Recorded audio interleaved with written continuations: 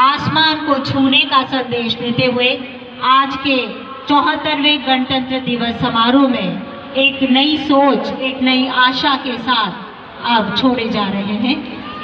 और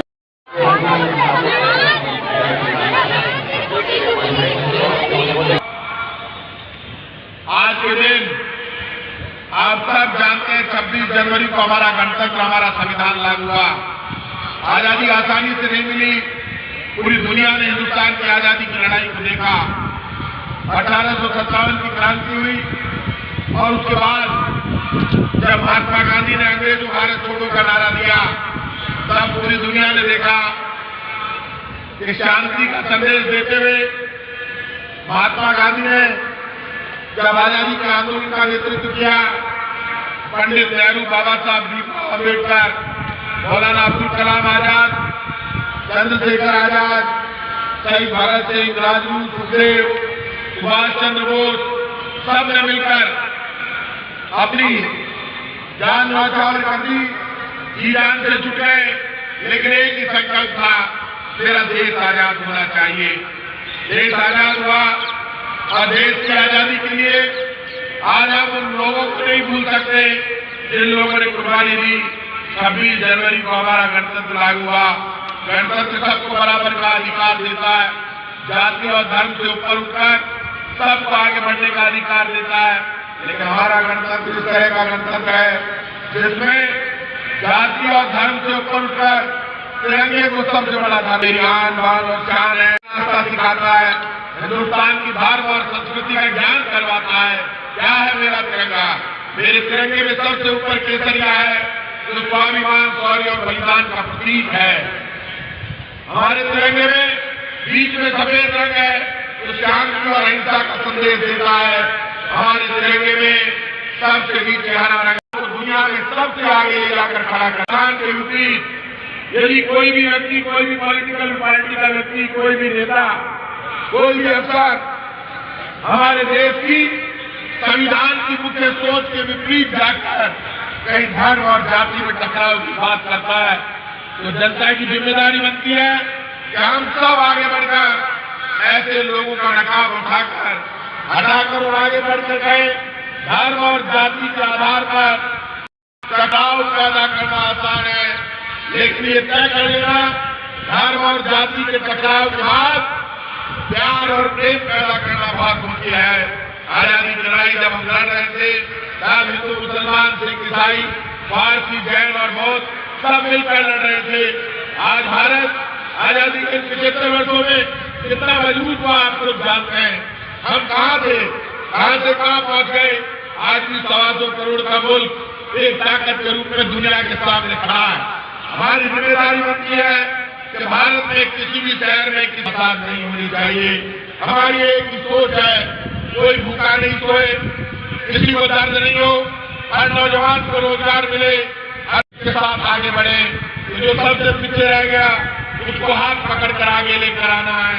जब धर्म और जाति के नाम पर टकराव होता है, दंगा होता है और टकराव के बाद खून खराबा होता है, तो उससे देश कमजोर होता है। ऐसे में वक्त आ गया जब लोकसभा और विधानसभाओं में भी, हालांकि संविधान में साफ लिखा हुआ है, ये फैसले करने होंगे, तय करना होगा कि राजनीति में धर्म और जाति से ऊपर उठकर सिर्फ तिरंगे की बात हो।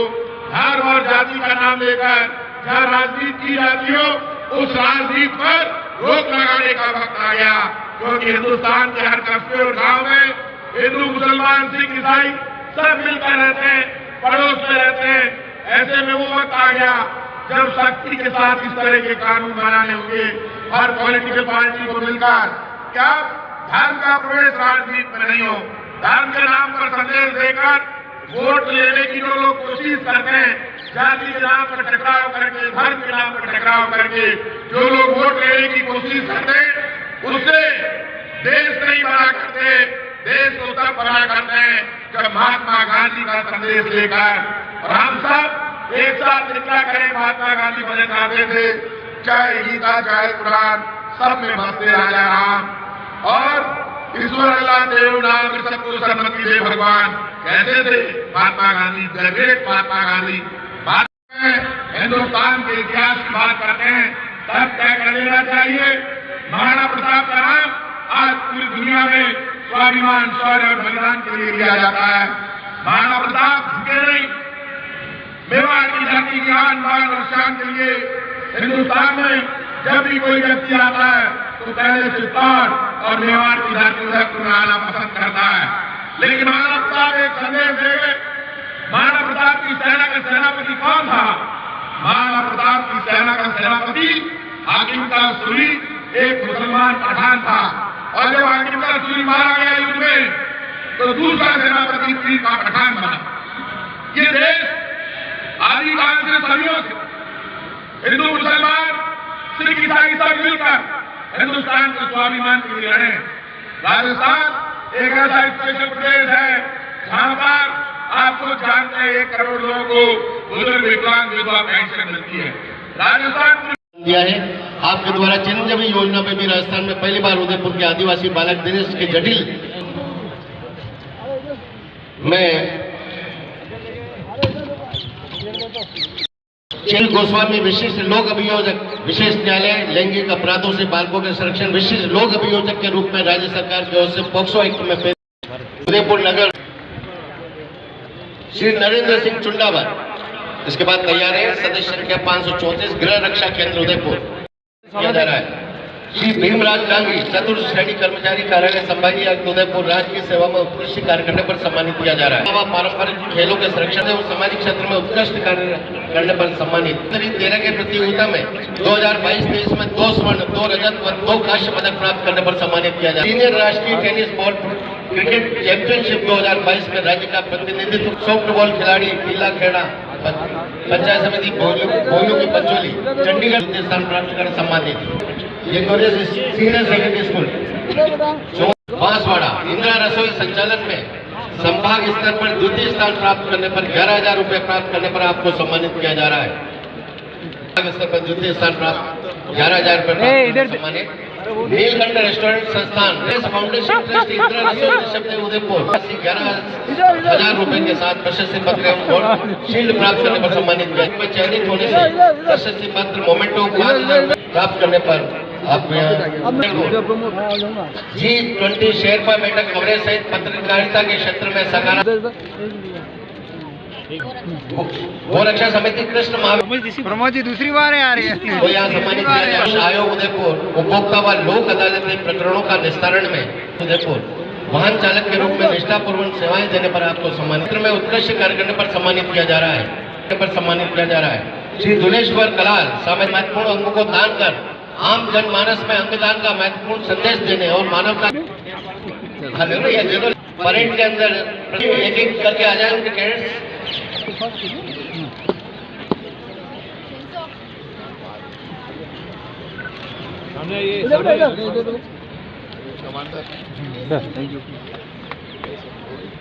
पीछे आ जाइए।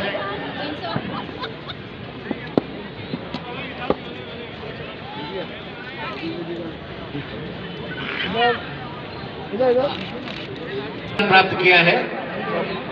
इन सभी के लिए बहुत जोरदार तालियां बजाई जाए। बहुत अच्छा प्रदर्शन।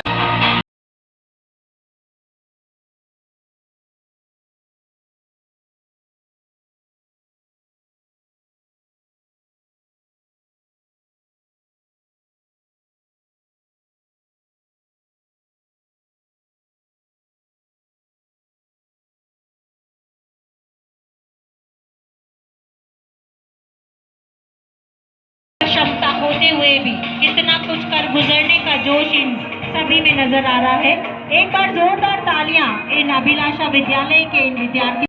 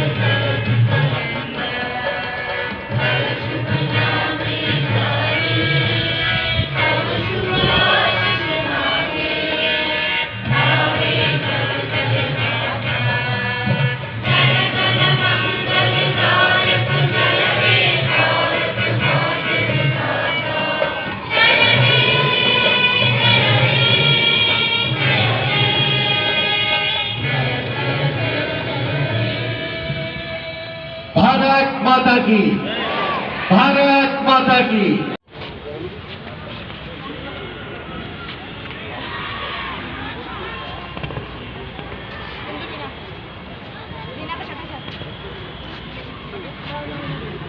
स्पोर्ट्स की जो सर के पास फोटो होता है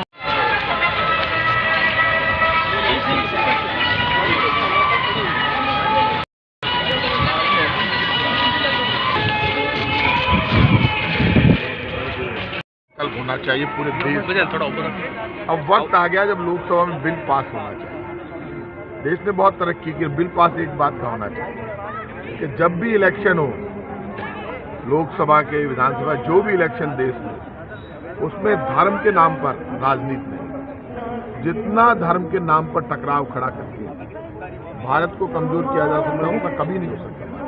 भारत की अपनी एक ताकत है, हमने आज़ादी हासिल की धार्मिक सद्भाव से, प्यार प्रेम से, धर्म और जाति सब ने मिलकर देश की आज़ादी हासिल। आज इस वक्त लोगों को जरूरत है रोजगार की। इस देश में 125 करोड़ का मुल्क है, नंबर 1 पर आ रहे हैं हम आबादी में, तेजी से आगे बढ़ रहे हैं। आज देश को रोजगार चाहिए, हर आदमी को रोटी और रोजगार की जरूरत है, गरीबी जबरदस्त है। तब सबको मिलकर ये बेवजह के जो टकराव है उनको खत्म करके देश के नौजवान के लिए करनी होगी कि उसको रोजगार कैसे मिले, देश आगे कैसे बढ़ेगा। टकराव खड़ा करने की राजनीति कोई नहीं कर सकता। जब धर्म के नाम पर आप टकराव खड़ा करके राजनीति करोगे, लोगों की भावनाएं भड़काकर, तो चाहे वो हिंदू, मुसलमान, सिख, ईसाई, पारसी, जैन, बौद्ध कोई भी हो, तो राजनीति में बाकी मुद्दे, जो असली मुद्दे, गौण हो जाएंगे। भूखे को आप धर्म के नाम पर कहते हैं तो चुप रहे, पहले धर्म की बात कर। महात्मा गांधी चाहते थे चाहे गीता चाहे कुरान सब में बसते राजा नाम, ईश्वर अल्लाह तेरो नाम, सबको सन्मति दे भगवान। तो गांधी के देश में धर्म के नाम पर टकराव खड़ा करके भूख, गरीबी, बेरोजगारी को किनारे करने की कोशिश जो की जा रही है, असली मुद्दों से ध्यान हटाने की जो कोशिश है, गलत है।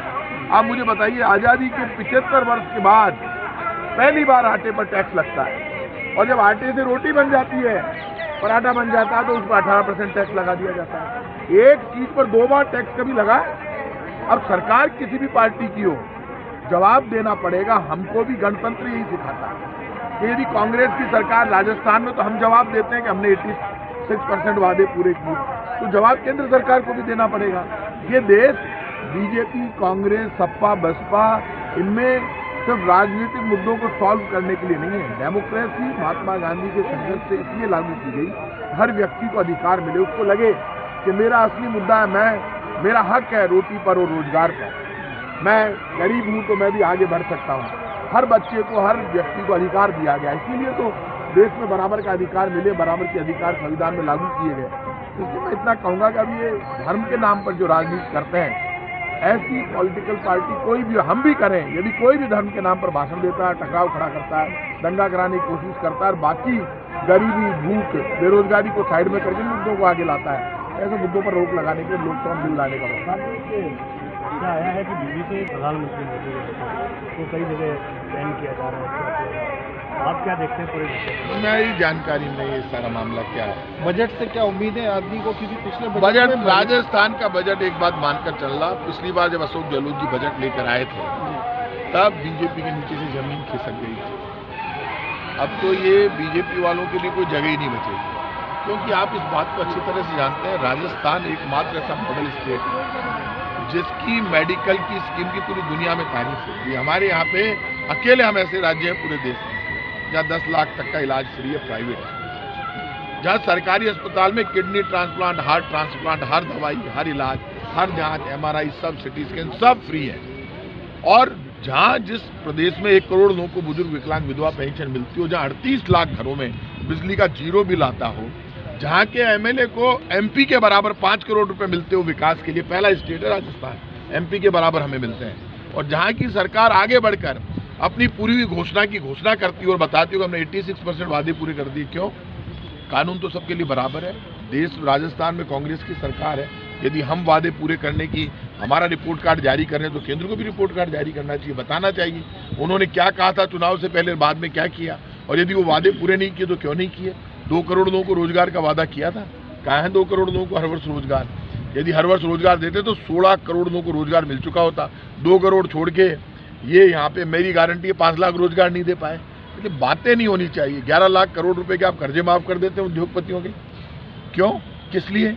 और आपको पता है अभी नया आंकड़ा आ गया है कि आज़ादी के बाद 2014 तक सब प्रधानमंत्रियों ने, बीजेपी, कांग्रेस, जनता पार्टी, जितनी भी सरकारें बनी, उन्होंने सब ने मिलकर आज़ादी के बाद 2014 तक, जब तक मनमोहन सिंह जी थे, तब तक 55 लाख करोड़ रुपए का कर्जा लिया था। और 2014 के बाद आज तक 2023 तक सिर्फ 8 वर्षों में वर्तमान बीजेपी की सरकार ने 85 लाख करोड़ रुपए का कर्जा लिया है। सारी सरकारों ने 2014 तक 55 लाख करोड़ रुपए का कर्जा, और इन्होंने 8 वर्ष में 85 लाख करोड़ रुपए का कर्जा ले लिया। गया कहाँ पैसा?